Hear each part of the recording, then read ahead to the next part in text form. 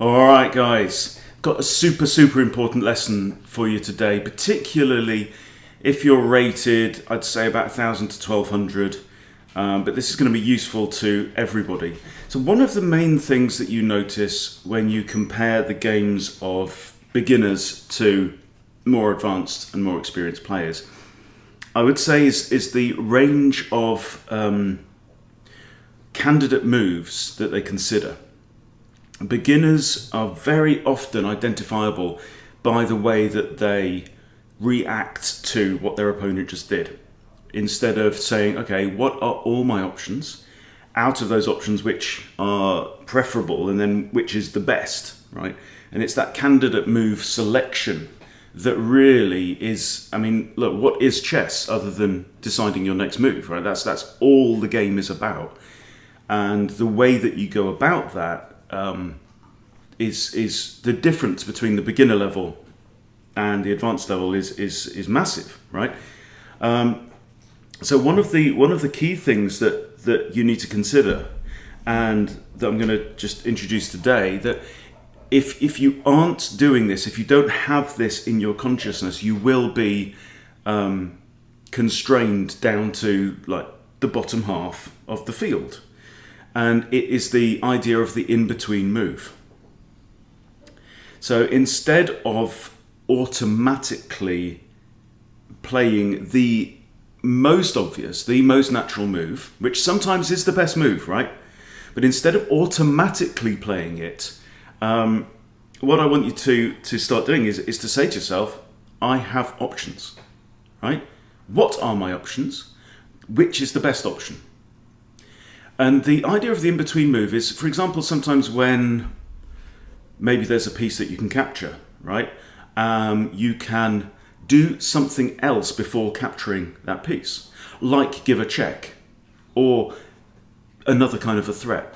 So I've got an example game I literally just played, and let me take you through it, and we're going to stop at the crucial point. Okay, so my opponent's rated nearly 1,500.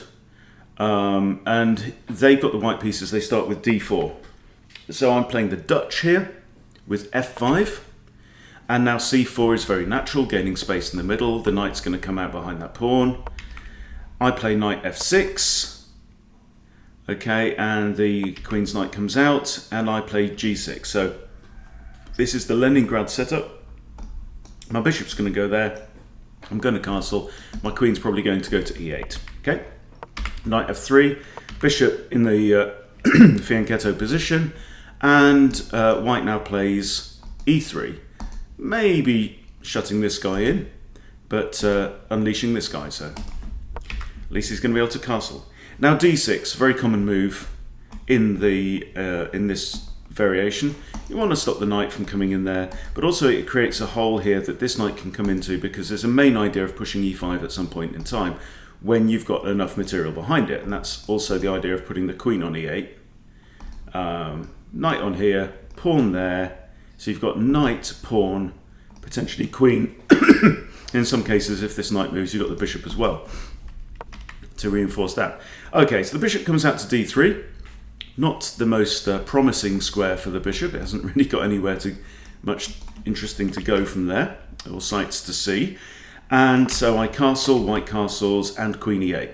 All right, this is very, very standard. I'm sure this position has been seen tens of thousands of times, whatever.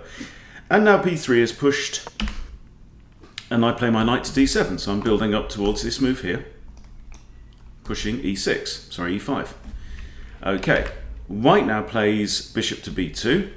So we have, I mean, there's a lot of traffic in the way, but potentially there's a stare off between these two dark squared bishops along the long diagonal, and now it's time to break with e5. Okay, now this is where it gets interesting. The game doesn't actually last that many more moves.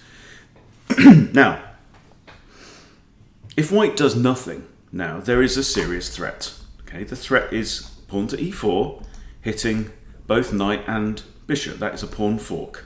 Okay, basic tactic. So it seems as though white is going to have to prevent this move, okay? Now, the most obvious move could be pawn takes e5. Okay, but pawn takes e5, d takes e5, d takes e5, right? And I've still got a pawn on there, and I'm still threatening this. Okay, so does it really solve White's problem? It just delays it by a turn, really, doesn't it? So the move that White plays here is e4. And now I have the option of pawn takes, attacking both of these. Okay, and the knight can't really the knight can capture. Okay, so if pawn takes there, he's got 1-2 attackers, and I've only got one defender of that, right? So not particularly useful to me, okay, because of this knight. Now what can I do about that knight?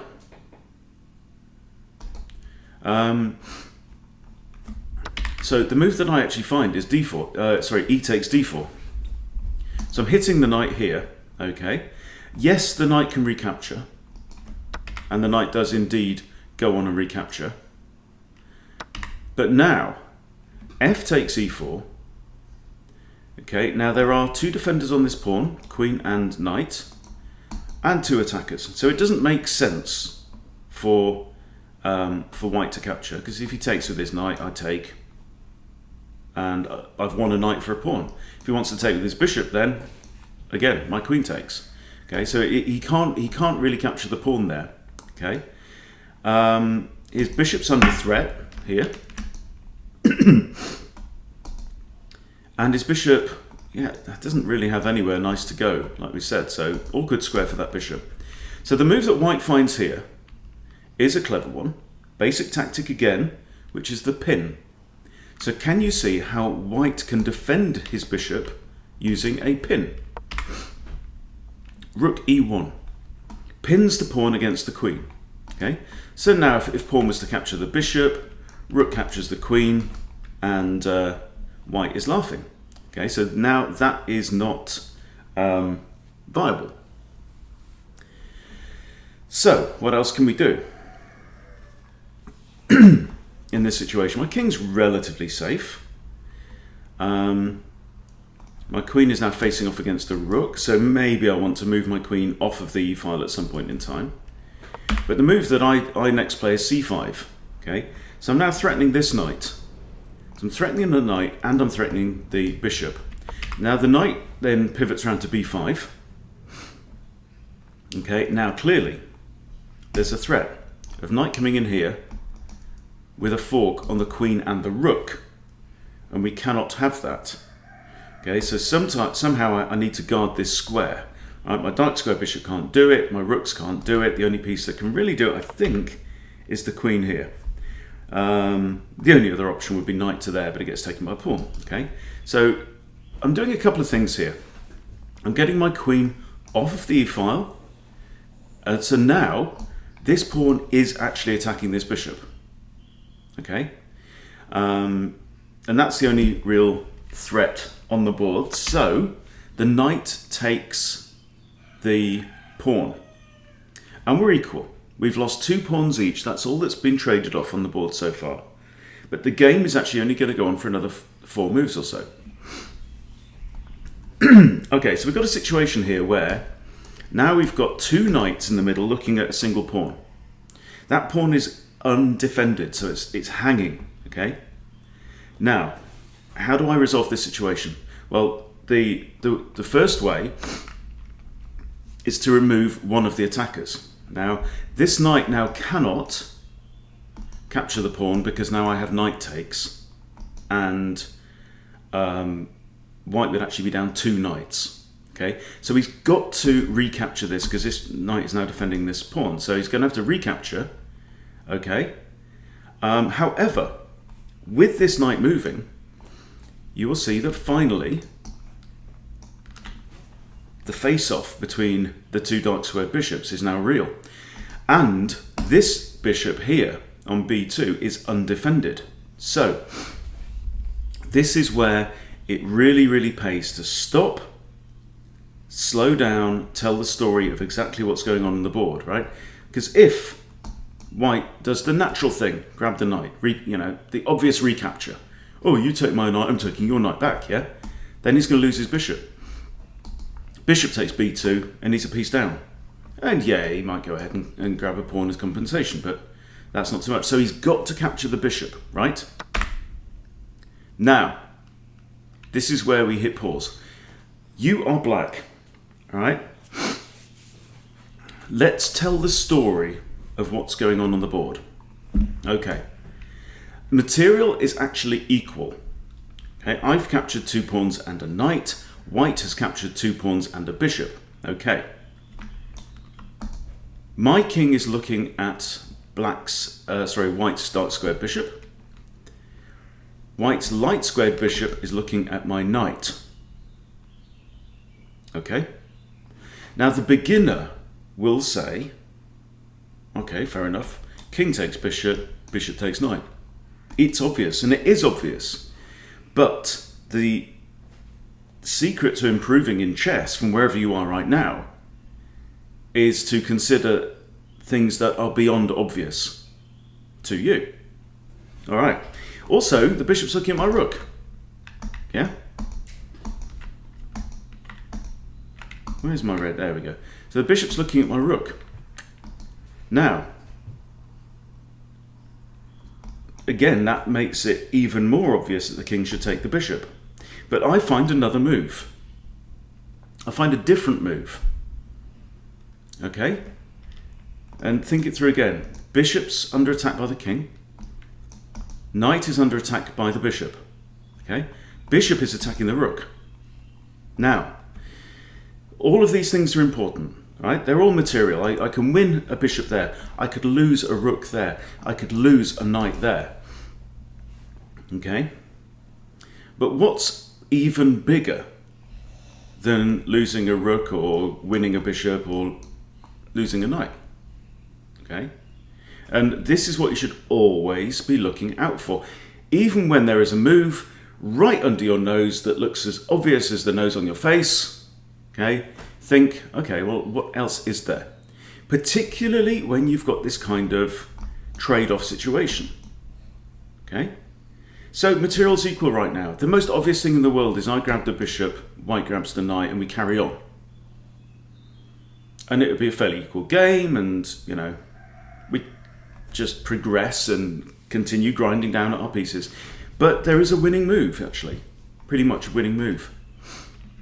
So, talk it through again. I need to take the bishop, really. Okay? But do I have to take it immediately? I'm looking at losing a knight. I'm looking at losing a rook. Okay? So the move that I find is an in-between move, right? Yes, I want to capture the bishop. It's obvious, right? But I can actually save my knight and still have the option of capturing the bishop. And the reason I can do that is because I find a greater threat. Knight takes f2. All right? Knight takes f2. Now, if bishop takes rook, knight takes queen. And then rook takes knight. Okay? So, yeah, it's not too bad. So I've won a queen worth 9. I've lost a rook and a knight. Okay, but I've won from the exchange. King can't take the knight because it's protected by the rook. That is under fire by the bishop, but it's still there, so it's defending the knight. So what would you do as white here? Okay, the move that white plays, which is actually losing, is rook f1. So what white's thinking is, okay, I've got this bishop looking at this rook, yeah? Now if you take my queen, I take your rook, and I have a fork, don't I, on king and queen. And I looked at that and I said, yes, that's kind of true, but I also have a knight that's also looking at that, so I don't have to recapture with the queen. Okay, and this is the same thinking. You have to look beyond the obvious thing. Your brain will try and help you by using the patterns that it knows to say, okay, that, then fork, and then, but then you have to notice, actually, no, I've got a knight there, it's absolutely fine. Take the queen. Rook takes rook, knight takes. Okay? Rook takes knight, and here white resigns. The game is lost. I'm 7 points up in material. Okay? So let's go back to this position. Okay? Would you have thought, in this context, right? That's the key. Attack the queen. Suddenly, him attacking my rook doesn't matter. His queen's under attack. It's a greater threat. We're upping the danger level. Yeah? And I've won a pawn. And I've exposed his king. Yeah? And yeah, he doesn't respond to it in the best way. This was ill-conceived. How long did he spend? 1 minute 40 over that. But he's got 27 minutes left on the clock and he's lost the game. Yeah, really, really interesting stuff. I mean, I've also got the threat here of just capturing that bishop. You know, then if he wants to take my rook, I'll just recapture with that. So whatever happens, I'm winning material here.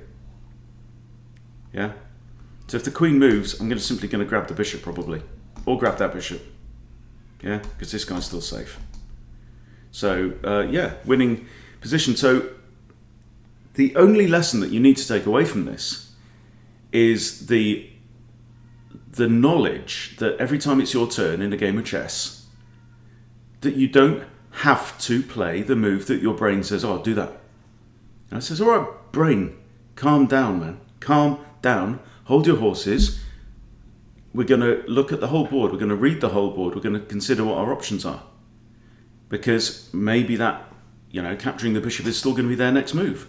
Can we find an in-between move that makes life worse for our opponent? And then we'll maybe think about capturing the bishop later. Yeah? So you have options. Never automatically play the next move, even if it's a recapture. Okay? Even if you're in check, don't automatically retreat your king, don't automatically capture. Always say to yourself, get into the habit of saying to yourself, what are my options? All of them. What are all my options here? Okay? And then, soberly, logically, which one is the best? Simple as that. And you'll improve at chess. And you'll get better results, your rating will go up, and you'll enjoy the game more. Okay? So, don't forget the in-between move. Don't forget that you have options. Enjoy it. I'll see you soon.